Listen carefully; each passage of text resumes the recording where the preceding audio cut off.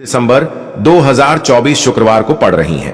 पौष महीने की षष्ठी तिथि। और दोस्तों, ये वो तिथि है जो पौष महीने में पड़ने वाली सबसे बड़ी तिथि है, क्योंकि यह शुक्रवार के दिन पड़ रही है, जो बहुत ही खास है।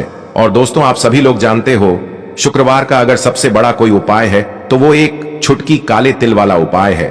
तो दोस्तों, इस शुक्रवार के दिन आप लोगों को इस एक छुटकी काले तिल वाले उपाय को जरूर करना है। बहुत सारे लोग होंगे जिन लोगों ने इस उपाय को ना किया हो, मतलब पूरा साल निकल गया, उन्होंने किसी भी दिन काले तिल वाले उपाय को ना किया हो। पर दोस्तों, आपके पास एक आखिरी मौका बचा हुआ है, जो कि 20 दिसंबर के दिन है। तो इस दिन आप लोगों को इस वाले उपाय को जरूर कर लेना है। भले ही आपने पूरे साल भर इस उपाय को ना किया हो, पर अगर आपने इस पौष महीने के शुक्रवार के दिन अगर इस वाले उपाय को कर लिया, तो आपको इस उपाय को करने का वो फल मिलेगा जिसकी आपने कभी कल्पना भी नहीं करी होगी। इसीलिए आप लोग इस वाले उपाय को एक बार जरूर कर लेना है, ताकि आप लोगों के हाथ से यह मौका ना जा सके और आपको इस उपाय को करने का फल मिल सके। दोस्तों, ये उपाय पंडित जी ने अपनी अभी की ही शिव महापुराण की कथा में बताया है। जिस उपाय को आज हम आपको बहुत अच्छे से समझाने वाले हैं। इस वीडियो को देखने के बाद इस उपाय को समझने के लिए आपको कोई और वीडियो को देखने की जरूरत नहीं पड़ेगी। तो चलिए दोस्तों, उपाय को शुरू करते हैं। देखिए, ये इस पौष महीने शुक्रवार के दिन यह इतना खास होता है, इतना महत्वपूर्ण होता है। देखा गया है, कभी कभी बड़े बड़े पूजा पाठ अनुष्ठान से जो मनोकामना पूर्ण नहीं होते, वो पौष महीने के शुक्रवार के दिन एक छोटे से उपाय करने से ही आपकी मनोकामना पूर्ण हो जाती है। और बहुत सारे लोगों ने इस उपाय को किया भी है और उनको इस उपाय को करने का फल भी जरूर मिला है। अगर आप लोग भी इस उपाय को करना चाहते हैं, तो आप इस उपाय को पहले अच्छे से समझ लेना, सुन लेना, उसके बाद करना। आपको इस उपाय का फल जरूर मिलेगा। और इस उपाय को कर लेने से आपके घर में चाहे किसी भी प्रकार की दुख और समस्या क्यों ना चल रही हो, आपको उसका कारण भी नहीं पता है कि भाई यह समस्या किस कारण से चल रही है। उसका कुछ भी कारण हो सकता है, जैसे पितृ दोष हो सकता है या किसी भी तरह का मंगल दोष भी हो सकता है। तो इस दिन आप लोगों को यह वाला उपाय कर लेना है। यह एक ऐसा उपाय है, जिस उपाय को अगर किसी विशेष दिन पर किया जाए, तो भाई उस विशेष दिन का जो है वह तो हमें मिलता ही मिलता है, पर हमने उस दिन पर इस काले तिल वाले उपाय को किया है, तो हमें उससे भी बड़ा फल मिलता है। और फल बहुत जल्दी मिलता है, क्योंकि आप इस उपाय को बहुत ही बड़े और विशेष दिन पर कर रहे हो। तो चलिए अब उपाय के बारे में बात करते हैं। लेकिन उससे पहले आप लोगों को यह जानना आवश्यक है कि आखिर यह उपाय किस समय करना है, किसको करना है और कैसे करना है। तो चलिए हम आगे आपको वीडियो में एक एक करके बता देते हैं। लेकिन उससे पहले अगर आप लोग हमारे चैनल पर नए हैं, तो हमारे चैनल को सब्सक्राइब कर लेना और इस वीडियो को लाइक करके कमेंट बॉक्स में श्री शिवाय नमस्तुभ्यम ओम नमः शिवाय जरूर टाइप कर देना। तो दोस्तों, इस एक छुटकी काले तिल वाले उपाय को हमें इस शुक्रवार के दिन कैसे करना है, किसको करना है, किस समय करना है और कहां पर करना है, ये सारे सवालों के जवाब आपको इस वीडियो में मिल जाएंगे। और जो ये वीडियो देखेगा भाई, उसको एक छुटकी काले तिल वाला उपाय जरूर करना चाहिए, क्योंकि इस दिन काले तिल का भी बहुत ही बड़ा और विशेष महत्व होता है। और जब बात आ जाए एक छुटकी काले तिल की, तो ये सोने पे सुहागा वाली बात हो जाती है और ये एक बहुत ही बड़ा उपाय हो जाता है शुक्रवार षष्ठी तिथि का। तो अब दोस्तों, इस काले वाले तिल उपाय को आखिर करना किसको है, सबसे पहले हम लोग वो बात जान लेते हैं। तो देखो, घर की जो बड़ी माताएं बहनें होती हैं, उन माताओं बहनों में से कोई भी एक बड़ी माता बहन इस वाले उपाय को कर सकती है। और दोस्तों, अगर आप चाहें तो अपने घर में से सभी सदस्यों को भी इस उपाय को करवा सकते हैं। अगर किसी व्यक्ति की खुद की कोई मनोकामना है, खुद की कोई दुख और परेशानी है, जो कि वह अपने लिए ही करना चाहता है इस वाले उपाय को, तो वह खुद अपने लिए भी कर सकता है। बाकी अगर कोई घर में से ऐसा है जो कि अपने पूरे घर परिवार की सुख और शांति के लिए ये वाला उपाय करना चाहता है, तो भाई वह भी कर सकता है। उसमें भी कोई दिक्कत वाली बात नहीं है। कहने का मतलब यह है कि इस उपाय को हर एक सदस्य भी कर सकता है और पूरे घर परिवार के सदस्य के लिए घर की बड़ी माताओं बहनों में से कोई एक माता बहन भी कर सकती है। माताएं बहनें अगर घर में उपस्थित न हो या वो यह वाला उपाय न कर पा रही हो, तो फिर घर का कोई बड़ा सदस्य भी इस काले तिल वाले उपाय को कर सकता है, चाहे फिर वह पुरुष ही क्यों ना हो। उसमें कोई भी दिक्कत वाली बात नहीं है। अब दोस्तों, इस एक छुटकी काले तिल वाले उपाय को हमें करना कहां पर है? इसे हमें तुलसी के क्यारे के पास में जाकर करना है। बहुत सारे लोग प्रश्न करते हैं हर एक उपाय को करते समय क्या हम इस उपाय को घर पर या मंदिर में कर सकते हैं? देखो, तो इस वाले उपाय को आप घर ही करोगे तो अच्छा रहेगा। अगर घर पर तुलसी का पौधा नहीं है तो शिव मंदिर में उपाय को करोगे तो भी अच्छा होगा, इस वाले उपाय को। उसके बाद में दोस्तों जो अगला प्रश्न निकल कर आता है वो यह आता है इस उपाय को लेकर कि आखिर इस उपाय को हमें किस समय करना है, सुबह के समय करना है कि शाम के समय करना है? तो देखो, इस वाले उपाय को आप लोग सुबह के समय भी कर सकते हो और शाम के समय प्रदोष काल में भी कर सकते हो। अब अगर आप पूछो कि भाई सबसे उत्तम समय कौन सा रहेगा इस एक चुटकी काले तिल वाले उपाय को करने का, तो हम आपसे बस यही कहेंगे कि इस उपाय को आप शाम के समय करेंगे तो ज्यादा बेहतर होगा। बाकी अगर सुबह के समय भी करेंगे तो भी अच्छा होगा, उसमें कोई भी दिक्कत वाली बात नहीं है। तो अब दोस्तों जो अगली सबसे बड़ी और महत्वपूर्ण बात आती है वो यह आती है कि सुबह अगर हम उपाय को करेंगे तो हमें कितने बजे से लेकर कितने बजे तक के बीच में करना है, और शाम के समय प्रदोष काल में करेंगे तो हमें कितने बजे से लेकर कितने बजे के बीच में करना है। तो देखो, सुबह जितनी जल्दी हो सके आप उपाय को करने की कोशिश करना।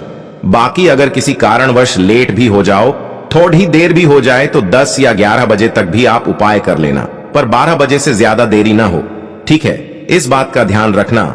उसके बाद में दोस्तों अगर शाम के समय प्रदोष काल की बात करें, प्रदोष काल का जो समय है होता है वो शाम के 6 बजे से शुरू हो जाता है।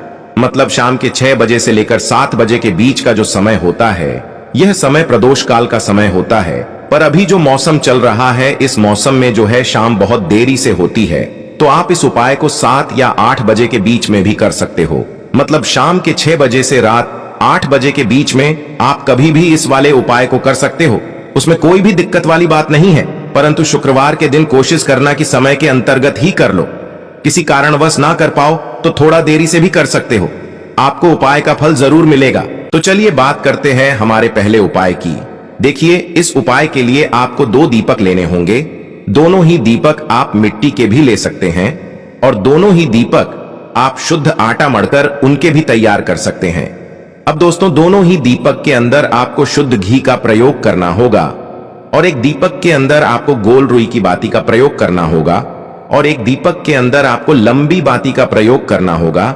लंबी बाती वाले दीपक के अंदर आप मौली वाला जो धागा आता है कलावा का, उसकी बाती का प्रयोग भी आप लंबी बाती वाले दीपक के अंदर कर सकते हैं।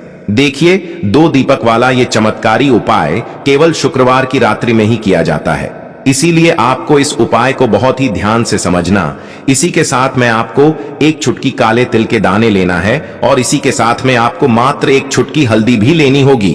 अब दोस्तों ये सभी सामग्री लेकर के आपको रात्रि के समय पहुंच जाना है अपने घर में, जहां कहीं भी तुलसी जी का पौधा, तुलसी माता का निवास स्थान है वहां पर। देखिए दोस्तों, सबसे पहले तो आपके पास जो एक गोल बाती का दीपक, उसे आपको तुलसी जी के वहां पर प्रज्वलित करना है। दीपक को प्रज्वलित करते समय आपको ओम नमो भगवते वासुदेवाय इस मंत्र का 11 बार जाप कर लेना है।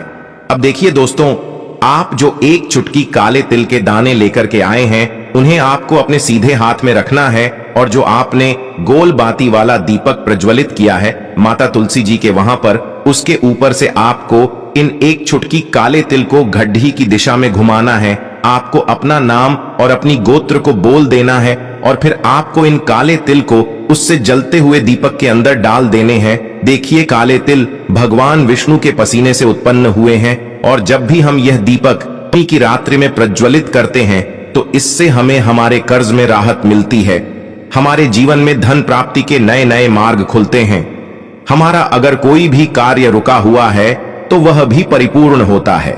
देखिए, गोल बाती का जो दीपक है विशेषकर हम माता तुलसी के वहां पर भगवान विष्णु और माता लक्ष्मी के निमित्त प्रज्वलित कर रहे हैं। इस प्रकार से आपको ये दीपक प्रज्वलित कर देना है।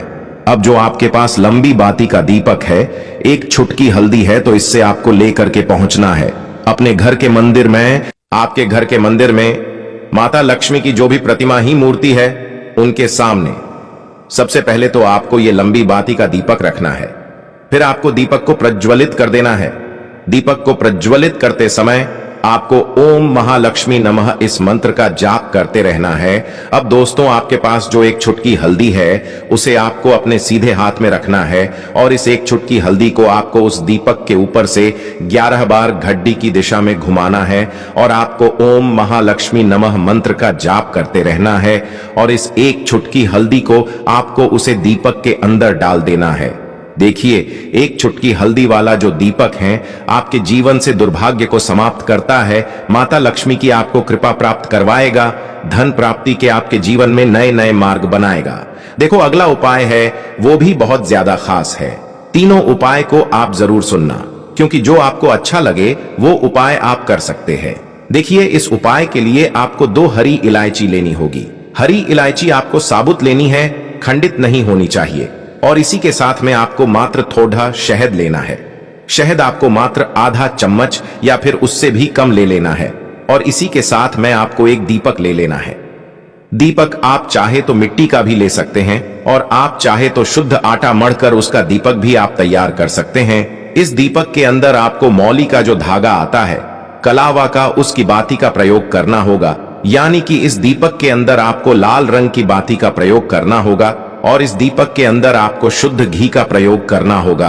अब यह सारी सामग्री लेकर के आपको अपने घर में जो भी मंदिर है वहां पर पहुंच जाना है और आपको माता लक्ष्मी के किसी भी स्वरूप के सामने बैठ जाना है। अगर माता लक्ष्मी की फोटो है, माता लक्ष्मी की प्रतिमा है तो उनके सामने आपको बैठ जाना है। अगर माता पार्वती की प्रतिमा है तो उनके सामने आपको बैठ जाना है, यानी कि किसी भी माता के स्वरूप के सामने आपको बैठ जाना है। अब देखिए, सबसे पहले तो आपको माता रानी के सामने थोड़ी सी चावल की ढेरी बना देनी है, यानी कि थोड़ी सी अक्षत के दाने आपको माता रानी के सामने रखना है। उसके बाद आप जो एक दीपक लेकर के गए हैं, उस दीपक को आपको उन्हीं चावल के दानों के ऊपर रख देना है और फिर इस दीपक को आपको माता रानी के सामने प्रज्वलित कर देना है। देखें, इस दीपक को प्रज्वलित करते समय आपको ओम महालक्ष्मी नमः इस मंत्र का लगातार जाप करते रहना है। दीपक को प्रज्वलित करने के बाद आप जो 2 हरी इलायची लेकर के गए हैं, उसमें से एक हरी इलायची को तो आपको उसी दीपक के अंदर डाल देनी है और वहीं पर आपको कम से कम 21 बार ओम महालक्ष्मी नमः इस मंत्र का जाप कर लेना है। अब आपके पास जो शहद है और एक हरी इलायची है, उसे सीधे आपको लेकर के पहुंच जाना है। भगवान शिव के मंदिर में पूज्य गुरु जी ने बताया है कि यह उपाय आपको सिर्फ और सिर्फ शाम के समय ही करना होगा। शाम को जब भी सूर्यास्त का समय होता है तो उस समय आपको यह उपाय करना है। लेकिन सबसे पहले तो आपके पास जो एक हरी इलायची है, उसे आपको उस शहद के अंदर अच्छे से डुबो देना है, यानी कि शहद का लेपन उसे हरी इलायची के ऊपर चारों तरफ आपको कर देना है। अब यह जो शहद से युक्त हरी इलायची है, इससे आपको भगवान शिव के शिवलिंग पर अर्पित कर देनी है और आपको वो श्री शिवाय नमस्तुभ्यम इस मंत्र का लगातार जाप करते रहना है। फिर इसके बाद आपको एक लोटा जल भी अपने साथ लेकर के जाना। तो यह एक लोटा जल भी आपको धीरे धीरे शिवलिंग पर समर्पित कर देना है और आपको श्री शिवाय नमस्तुभ्यम इस मंत्र का जाप करते रहना है। फिर इसके बाद आपको अपने घर आ जाना है। इस प्रकार से आपको ये उपाय कर लेना है। तो चलिए दोस्तों, जान लेते हैं गुरुजी द्वारा बताए गए दूसरे उपाय के बारे में। देखिए, इस उपाय के लिए आपको लेना है 11 चावल के दाने। गुरुजी ने कहा है चावल के दाने खंडित नहीं लेने हैं, बिल्कुल साबुत होने चाहिए। उसके साथ में आपको लेना है एक बेलपत्र। बेलपत्र का भी एक नियम है, अगर आपके पास बेलपत्र नहीं है तो आप शिवलिंग से उठाकर उसको पुनः शुद्ध जल से धोकर इस्तेमाल कर सकते हैं। इस प्रकार आपको बेलपत्र लेना है। इसके बाद आपको एक लोटा जल लेना है। अब ये सब सामग्री लेकर आपको जाना है महादेव के मंदिर में। देखो, अब आपको उत्तर साइड में खड़े हो जाना है और सबसे पहले आपको एक बेलपत्र अपने हाथ पर और 11 चावल दाने रखकर शिवलिंग के ऊपर अपना नाम और गोत्र बोलते हुए समर्पित कर देना है और ओम नमः शिवाय श्री शिवाय नमस्तुभ्यं का लगातार जाप करना है। अब आपको जो एक लोटा जल साथ में लेकर आए थे, उसे धीरे धीरे बेलपत्र और चावल दाने के ठीक ऊपर आपको समर्पित करते जाना है और शिव पुराण के मूल मंत्र श्री शिवाय नमस्तुभ्यं का 11 बार जाप करना है और अपनी मनोकामना बोलते जाना है। देखो, बस छोटा सा उपाय करना है, देखना एक दिन आपके सब काम बनने लग जाएंगे। गुरुजी का बहुत ही विशेष उपाय है। चलते हैं तीसरे उपाय की तरफ। देखिए, इस उपाय के लिए आपको एक तांबे के पात्र के अंदर सबसे पहले अपने घर से शुद्ध जल लेना है फिर इसी के साथ में आपको मात्र थोड़ा सा शहद लेना होगा। शहद आपको आधा चम्मच या फिर उससे भी कम लेना है। और इसी के साथ मैं आपको एक प्यारी सी बेलपत्र ले लेनी है। बेलपत्र यदि आपको नहीं मिल पाती है तो भगवान शिव के शिवलिंग पर चढ़ी हुई बेलपत्रों को आप पुण्य शुद्ध जल से धोकर के उपयोग कर सकते हैं। और बेलपत्र जो है वह कहीं से भी कटी फटी खंडित नहीं होनी चाहिए।